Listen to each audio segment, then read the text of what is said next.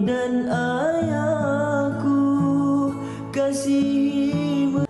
Ramadan, Ramadan, Ramadan ya Habib.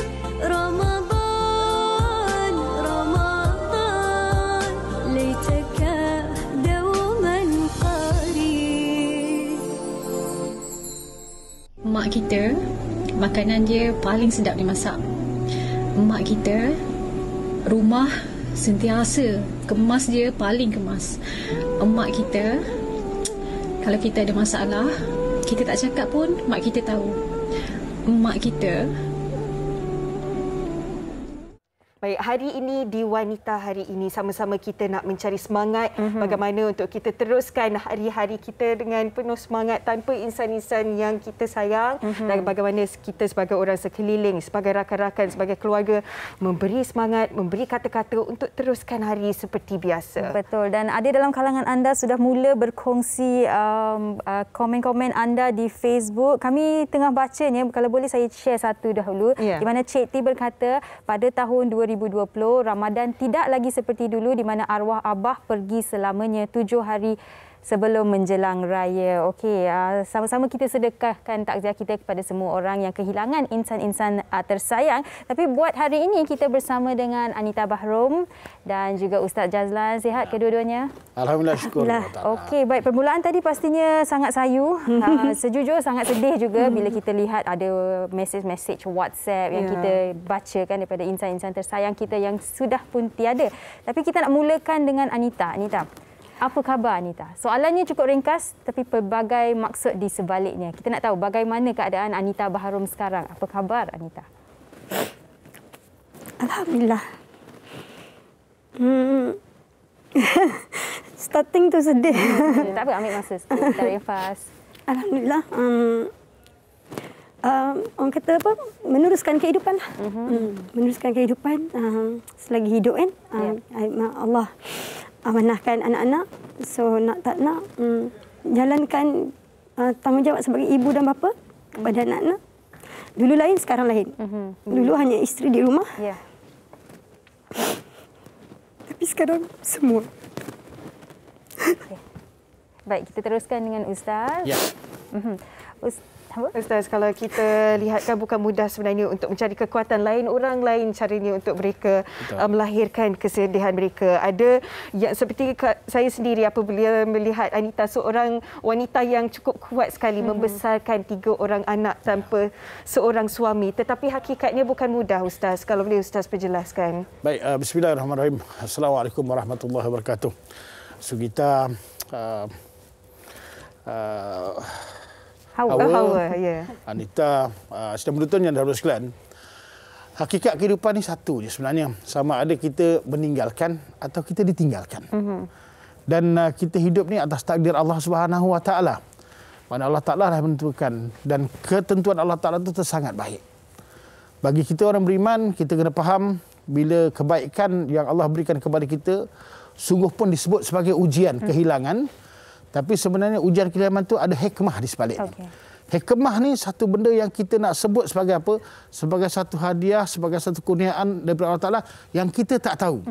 Kan? Yang kita tak tahu. Tapi sebenarnya asas daripada kehidupan itu bila mana kita dapat ujian, bersabar, bersyukur, dan kita orang putih cakap lah, move on lah. Maknanya kita akan terus hidup sebab kehidupan ni Allah yang beri, masa kita tak tahu. Sebab itu pada awal saya sebut sama ada kita meninggalkan ataupun kita ditinggalkan. Saya pernah ditinggalkan oleh orang yang sangat saya sayang dan orang yang sangat baik dengan saya. Dan sebab itu bila kehilangan tu sebenarnya dia bawa separuh hidup kita. Itu hakikat dan kita tak boleh tipu diri. Kita tak boleh tipu diri, kita boleh cakap apa saja, kita boleh ketawa apa saja, kita boleh buat apa saja, tapi hakikat sebenarnya kita adalah orang yang ditinggalkan. Jadi bila tinggalkan ni maknanya kita akan dapat rasa macam mana? Kita akan rasa kenangan-kenangan yang baik sebab kita diuji dengan isi yang sangat baik. Dan kita akan dapat teriang-iang lagi. Maknanya perkataan-perkataan yang baik-baik apatah lagi dalam bulan Ramadan. Bulan Ramadan. Sungguh pun bersyukur Allah gantikan satu tempat yang baik juga.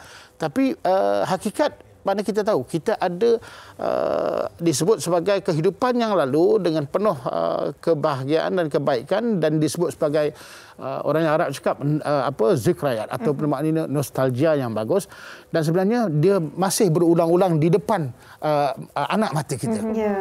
Walaupun Allah beri yang sekarang pun baik, alhamdulillah, syukur.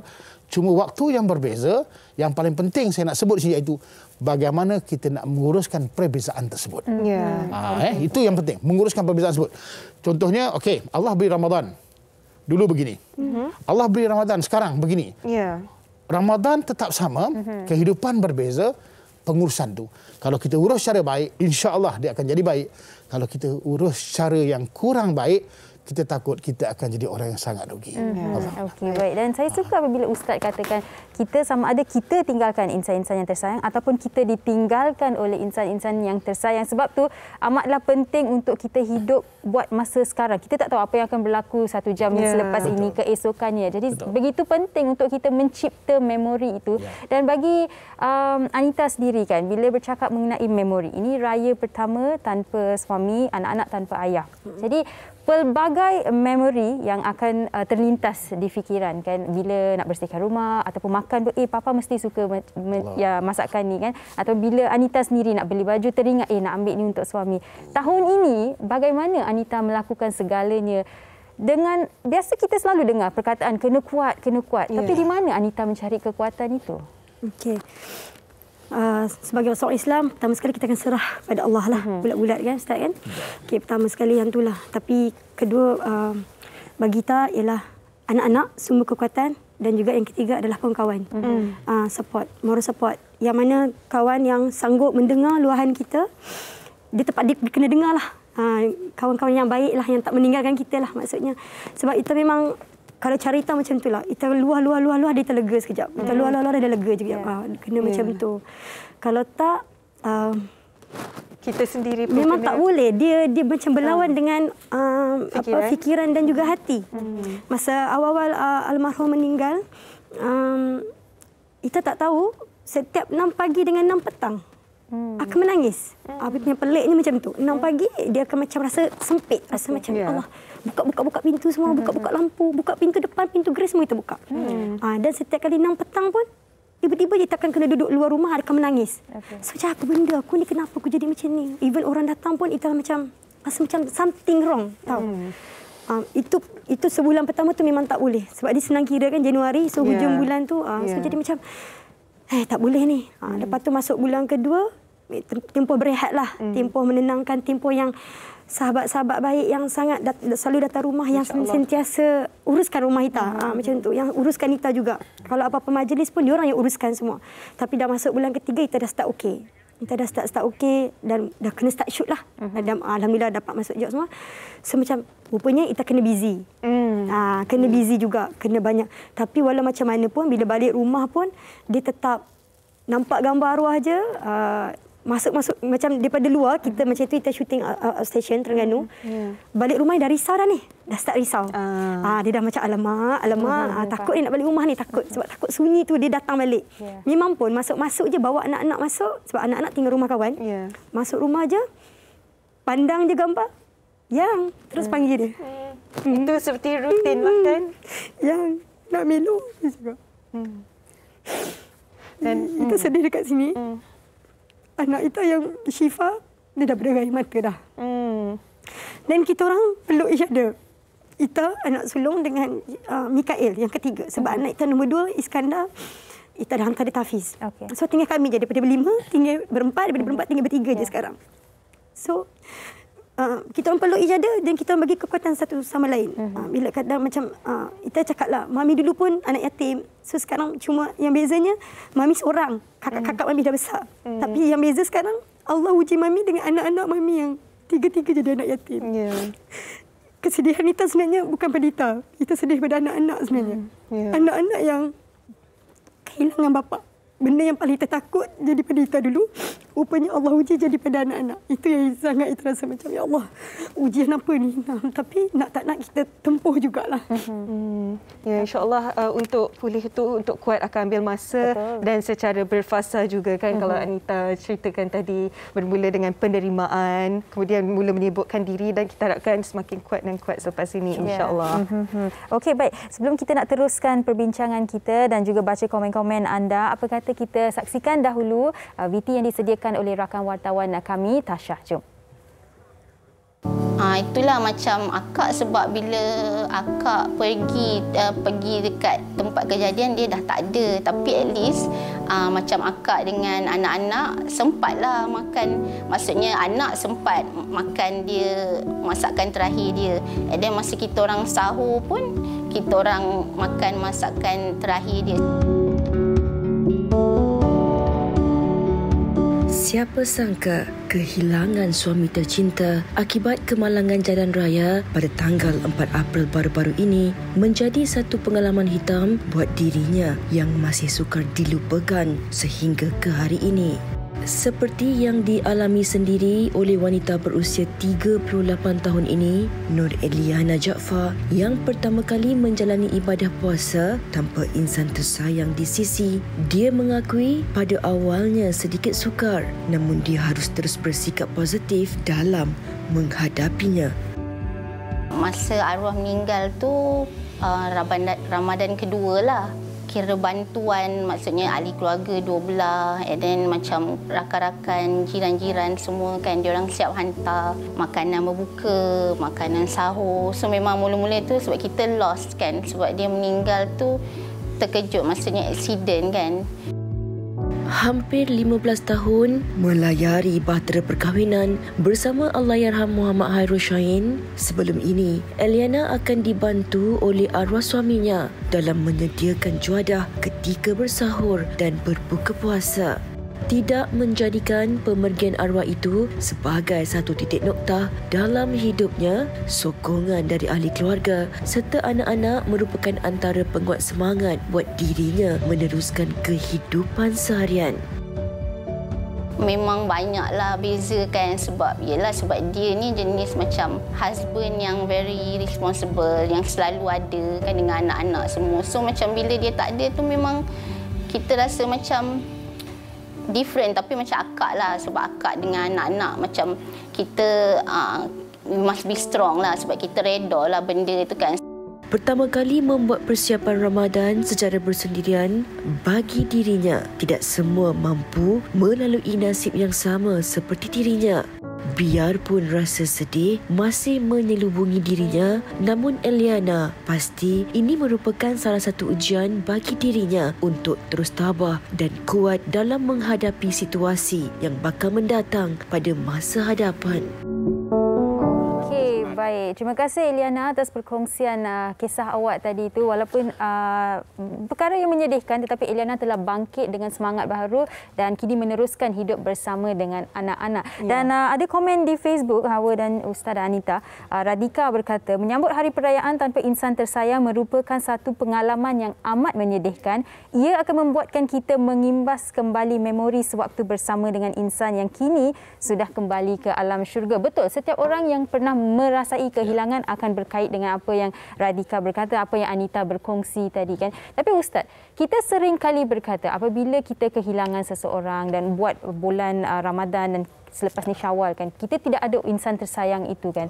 Kita sering kali kata kita harus jadi kuat, perlu move on. Tetapi tidak bolehkah saya sebagai seorang insan yang baru kehilangan, saya nak mengambil masa saya untuk merasai apa yang saya perlu merasai sebelum saya nak move on, nak jadi sangat kuat dan sebagainya.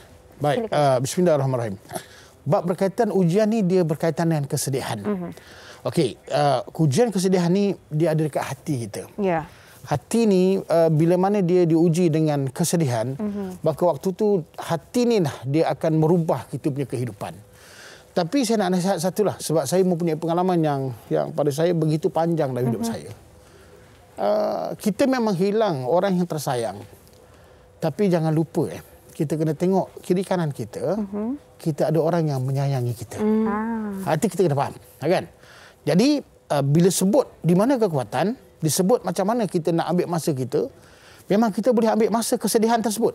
Tak ada salah pun. Itu memang maknanya memang hak kita. Kita nak menyendiri, kita nak bercakap seorang. Kadang-kadang saya boleh duduk dekat pusara arwah isteri saya dalam masa 6-5 jam duduk yang kita tak rasa. Makna kita bermain dengan perasaan yang makna perasaan tu kita bermain sebab dengan kenangan yang lampau, kan?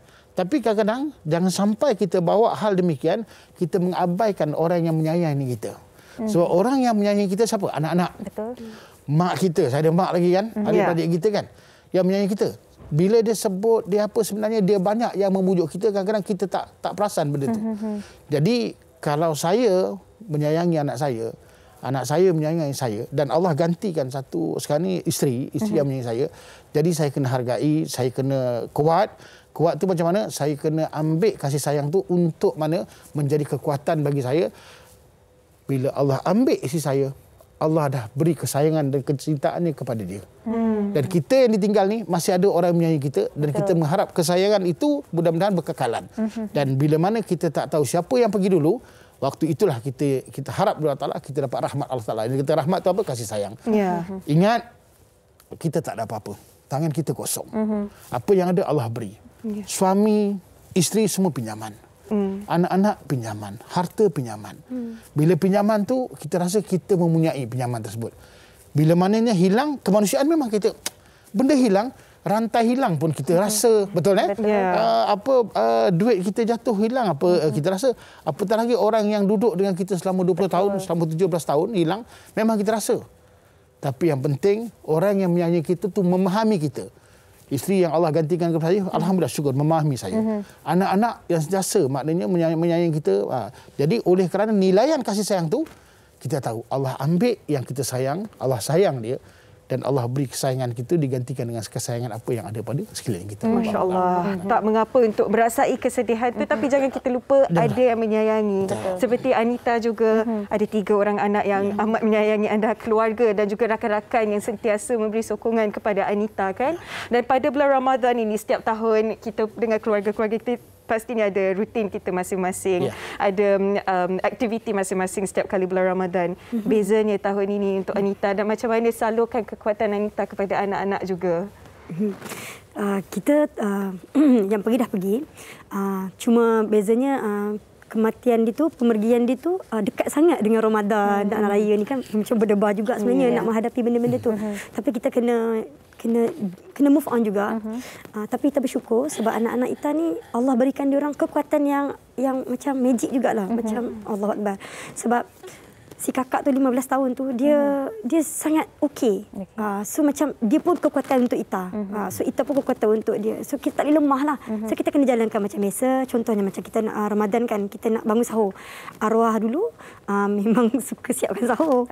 Kita nak make part. Dia buat sahur dia, buat buka puasa Ita.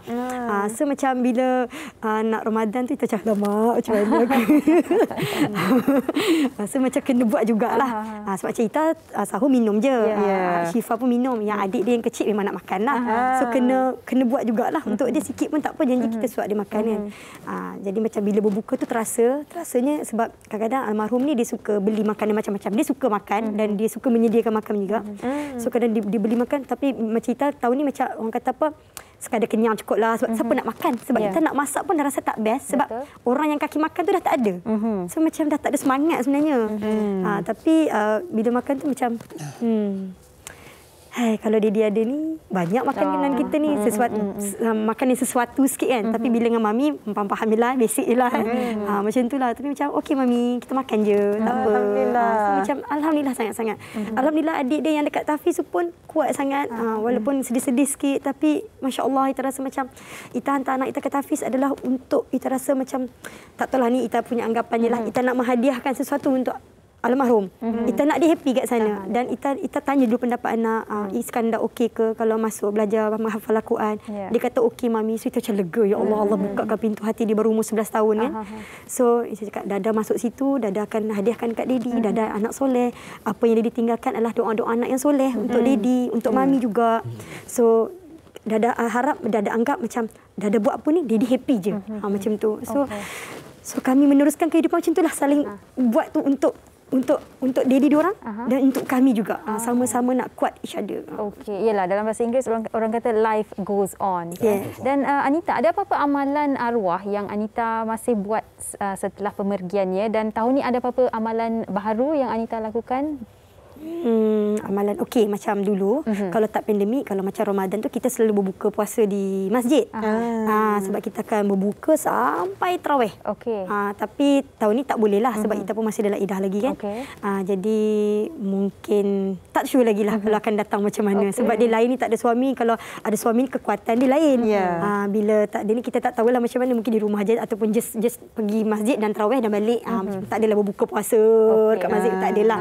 Dulu kita best sebab apa-apa husband ada, anak-anak, jadi seronok macam tu kan. Ada part masing-masing. Ada part masing-masing. Tapi sekarang macam lain lah. Dah tak adalah amalan budaya tu. Lagipun dah pandemik dah macam 2 tahun tu, kita pun memang dah beraya dekat rumah. Tapi dia still lagi pergi tarawih. Kita pun pergi juga. Tapi kali ni tak boleh pergi. So macam dia rasa macam sunyi sikit lah. Dia jadi macam lain sikit lah. Tapi tak apalah. Kita just jalan, kita terima hakikat lah. Itu yang dikatakan time heals, masa yang dapat menyembuhkan perasaan kita juga kan.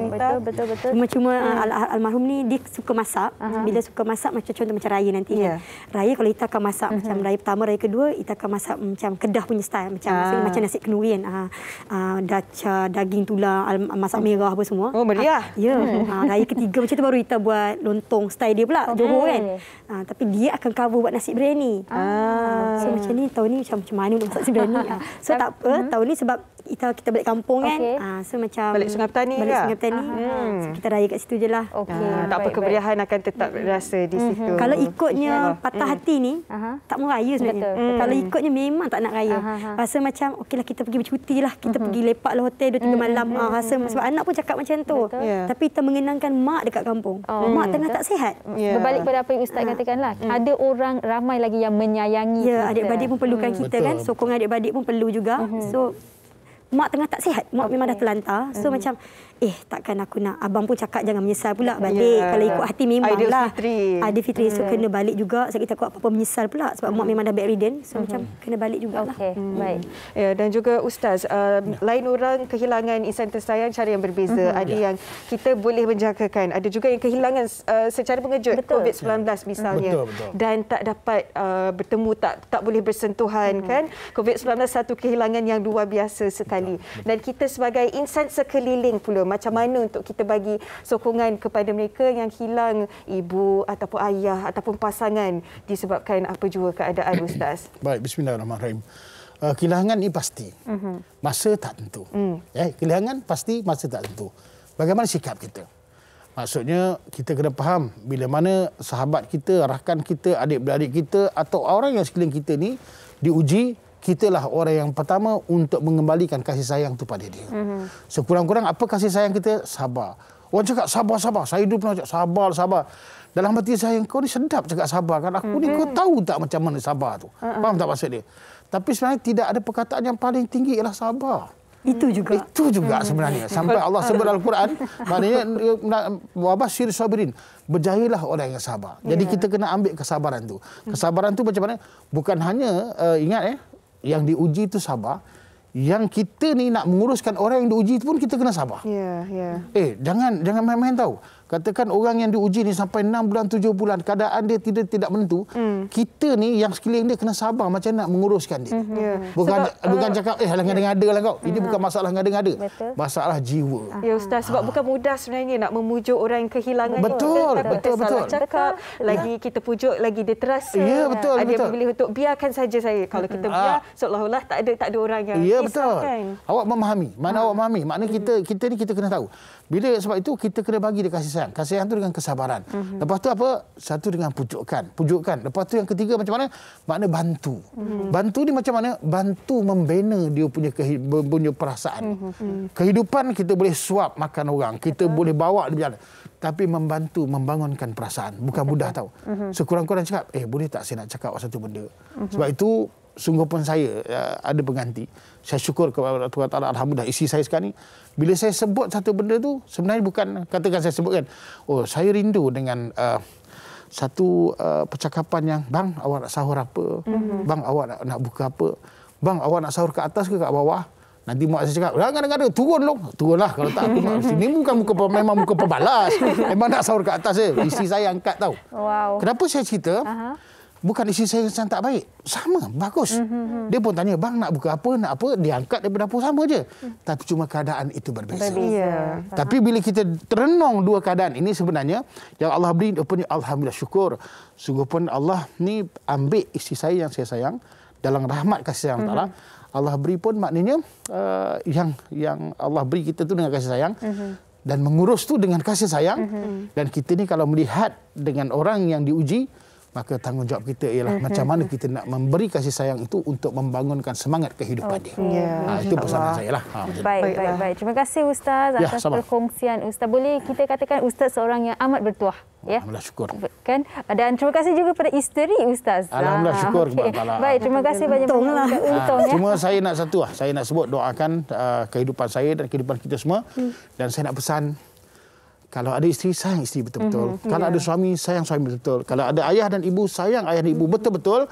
Dan kalau ada adik-beradik, saudara mara, sayang adik-beradik dan saudara mara kita betul-betul. Jika dia hilang, waktu itulah kita akan rasa kehilangan. Jadi waktu yang Allah beri, berilah kasih sayang, bersyukurlah kamu semua. Dan saya, mudah-mudahan kita semua dirahmati Allah SWT. Baik. Dan Anita, kami rasai kekuatan Anita, pada masa yang sama kami rasai juga keperitan Anita. Keperitan itu saya rasa tidak boleh hilang, tetapi dengan masa ia akan berkurang. Dan kami harapkan Anita terus diberikan kekuatan dan meneruskan kehidupan dengan anak-anak yang cukup indah. Dan tabah sekali Anita ya. Terima kasih banyak-banyak Anita atas perkongsian. Terima kasih sekali lagi buat Ustaz. Amin. Dan kami juga doakan buat semua penonton WHI, sama-sama kita mengharungi hari-hari kita dengan tabah dan penuh semangat. Baiklah, banyak lagi perkongsian akan kami bawakan kepada anda di WHI. Kita nak berehat dulu seketika, kembali lagi selepas ini.